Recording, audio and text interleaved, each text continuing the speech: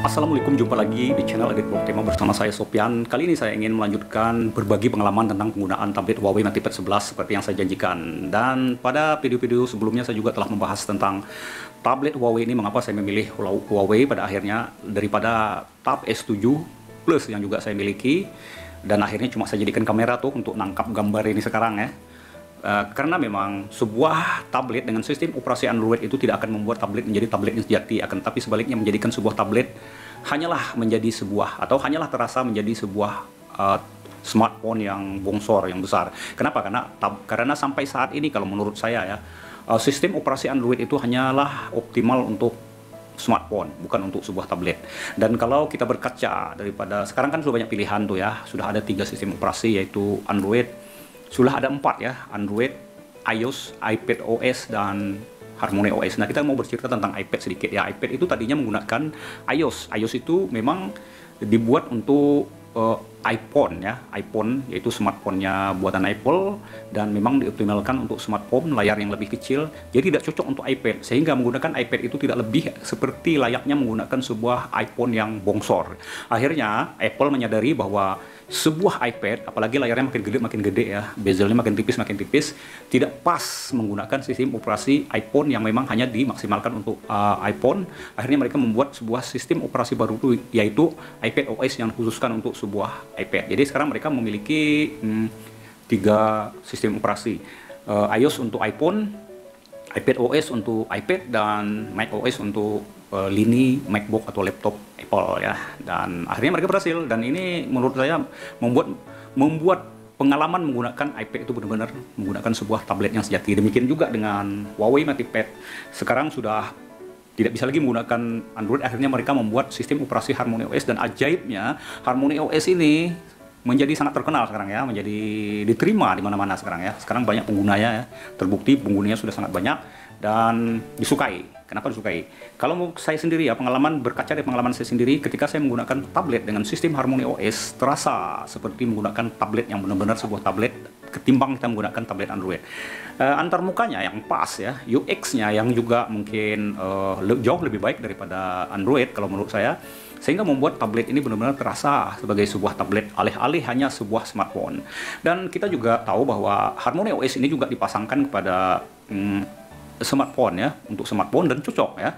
Ini benar-benar Android kayaknya harus belajar ya, belajar dari HarmonyOS ini. Jadi sekarang sudah ada 3 sistem operasi, 4 malah sistem operasi yang di dunia ini digunakan paling banyak ya, seperti umpamanya Android, HarmonyOS, iPadOS, dan iOS. Jadi 4 ini sekarang mendominasi dunia, dan HarmonyOS ini adalah bukan perangkat ya, sistem operasi baru, dan langsung menjadi menjadi hit ya sekarang ya. Oke, kita lanjut ya. Tadinya saya menggunakan tablet HarmonyOS ini untuk melakukan pekerjaan-pekerjaan seperti mengolah dokumen, editing dokumen seperti dokumen spreadsheet, Word, Excel, dan lain-lain. Dan akhirnya juga saya menulis dan mengedit kode-kode HTML juga ya, baik melalui online maupun offline, umpamanya melalui kode pen kalau online, atau melalui offline seperti layaknya di laptop saya kerjakan selama ini. Dan itu juga tidak ada masalah ya. Mungkin karena pekerjaan saya bukan pekerjaan kelas atas yang berat-berat ya, kerjaan saya mungkin pekerjaan ringan, menengah, dan sedang saja gitu ya. Oke, sekarang kita lanjut bagaimana kalau tablet ini digunakan untuk mengedit video ya, seperti umpamanya setelah kita membuat video seperti sekarang, saya akan mengeditnya dan menguploadnya ke YouTube. Berarti vlogger dan YouTuber ya, seperti itu. Tugas-tugasnya pasti ada editing video menggunakan aplikasi editor video. Sangat cocok. Saya sudah membuktikannya. Kebanyakan video YouTube yang saya upload ke YouTube itu adalah menggunakan perangkat ini ya, untuk editnya cepat ya.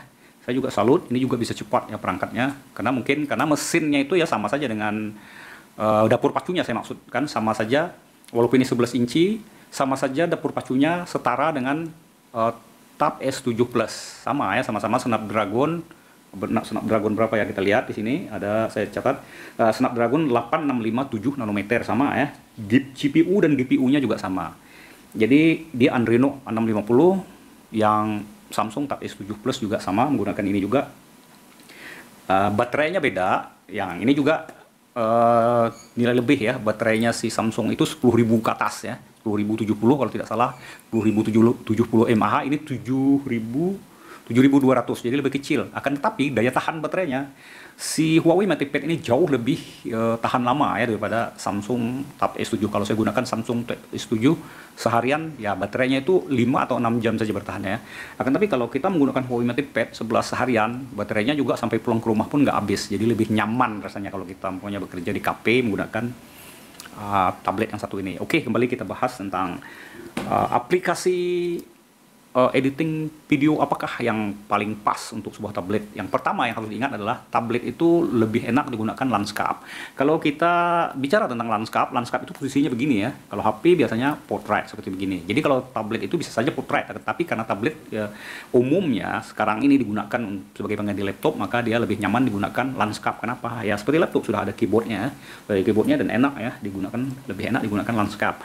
Nah, untuk editing video yang landscape itu ada dua ya rekomendasi saya. Yang pertama FN editor video. Bukan FN ya, VN, Victory N editor video.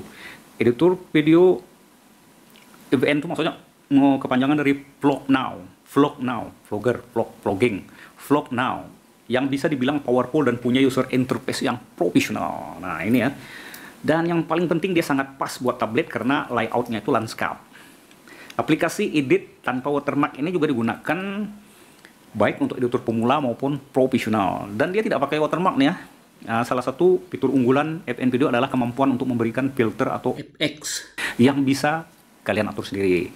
Jadi buat kalian yang mau melakukan color grading misalnya, ya seperti pada Adobe Premiere Pro, bisa dilakukan lewat sentuh saja. Dan ini kelebihan daripada Vlog Now atau VN editor video ini. Untuk memasangnya ke tablet Huawei itu ada dua cara. Bisa melalui Huawei application atau sama seperti Play Store-nya Android atau application store-nya iOS. Huawei juga sekarang sudah punya store ya, semakin banyak juga aplikasinya bisa dipasang ya melalui application store, bisa juga dipasang melalui APK Mode namanya. Jadi bisa pakai, saya memasangnya lewat APK Mode kebetulan ya. Nah, kekurangannya itu tadi, aplikasi ini masih baru ya, sehingga fitur-fiturnya mungkin belum lengkap, tapi kan makin lengkap ya ke depannya. Yang kedua, KineMaster. Aplikasi editor yang satu ini sangat terkenal ya, dipergunakan oleh para vlogger, youtuber ya. Memang ini kalau yang mobile ya, menggunakan peralatan mobile yang belum bisa beli laptop, pasti akan menggunakan KineMaster. Kenapa? KineMaster ini user interface-nya sangat mudah dan tampilannya itu profesional ya, memiliki juga paling banyak tutorial di YouTube ini kalau KineMaster ini. Jadi kalau kita belajar KineMaster ini, ingin belajar KineMaster ini, tinggal buka YouTube, tulis KineMaster tutorial, langsung keluar tutorialnya dan enak sekali gunakan. Sama halnya seperti VN, dia juga landscape ya. Ini layoutnya landscape sehingga mudah dipergunakan untuk sebuah tablet yang layarnya memang gede daripada sebuah HP seperti gini ya. Nah, jadi KineMaster juga menyediakan opsi gratis ya, cuma saja kalau opsi gratisnya itu ya hasilnya itu pakai watermark ya. Kita kan nggak mau kalau video kita pakai watermark by KineMaster ya. Jadi untuk menggunakan yang tanpa watermark kita terpaksa membeli yang Pro, harus berbayar ya, berlangganan gitu ya. Kalau saya kebetulan menggunakan yang APK ya, APK Mode, sehingga ya watermarknya hilang. Tapi jangan lakukan ya, ini cuma saya ya, jadi saya dosanya ini ya. KineMaster menyediakan opsi gratis tadi ya, kemudian menggunakan juga ada yang opsi profesionalnya. Sementara untuk para pengguna gratis itu harus siap menerima watermark ya, kalau yang Pro tidak ya. Saya mempergunakan editor ini sekali lagi untuk mengedit video menggunakan KineMaster ini. KineMaster inilah yang saya gunakan ya, saya tidak menggunakan VN, tapi saya gunakan KineMaster. Kenapa? Karena sudah lama menggunakan KineMaster. Kalau di laptop ya saya menggunakan Adobe Premiere ya, kalau di MacBook. Dan kalau di tablet saya akhirnya menggunakan KineMaster. KineMasternya juga makin lama makin bagus kok. Jadi makin lama makin lengkap. Mungkin kedepannya makin lengkap. Apalagi umpamanya kalau tablet Android ini mengikuti iPad ya. iPad itu kan dia prosesor atau dapur pacunya itu M1, sudah sekuat laptop. Sehingga renderingnya cepat ya. Dan ini memang agak lambat, tapi kalau kita sabar ya, video kita juga tidak panjang-panjang amat ya, mudah ya, ringan saja. Jadi bisa saja kita lakukan gitu ya.